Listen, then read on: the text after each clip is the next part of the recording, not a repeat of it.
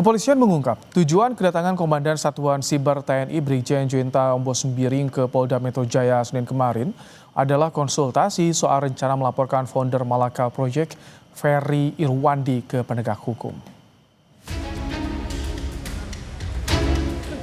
Wakil Direktur Siber Polda Metro Jaya AKBP Fian Yunus menyatakan, rencana pelaporan influencer Ferry Irwandi terkait dugaan pencemaran nama baik institusi. Namun ia menjelaskan, putusan Mahkamah Konstitusi melarang institusi melaporkan pencemaran nama baik. Laporan harus dibuat atas nama pribadi.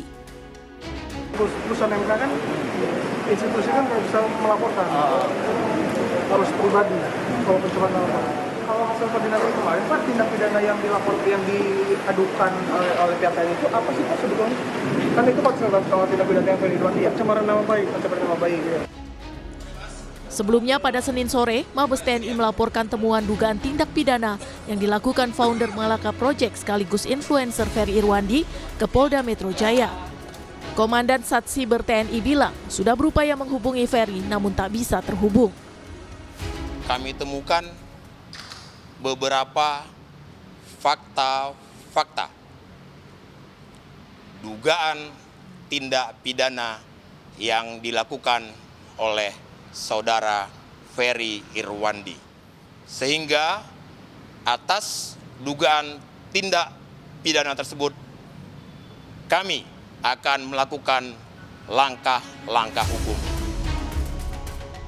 Soal ancaman pidana, Ferry bilang ia siap menghadapi segala proses hukum. Perihal dirinya yang tak bisa dihubungi pihak TNI, Ferry merasa aneh karena nomornya masih bisa diakses oleh wartawan. Gue nggak tahu apa-apa, gue lagi main FIFA. Dan tenang aja Pak Jenderal, saya tidak pernah lari, saya masih di Jakarta, saya tidak akan pergi ke Singapura, Cina, dan lain sebagainya Pak. Dan soal tidak bisa dihubungi, saya juga tidak mengerti. Semua wartawan bisa sangat mudah menghubungi saya walaupun nggak pernah minta nomor saya. Dan nomor saya juga udah tersebar di mana-mana. Dan saya harus konfirmasi pesan atau apapun nggak pernah sampai ke saya. Jadi itu aja sih.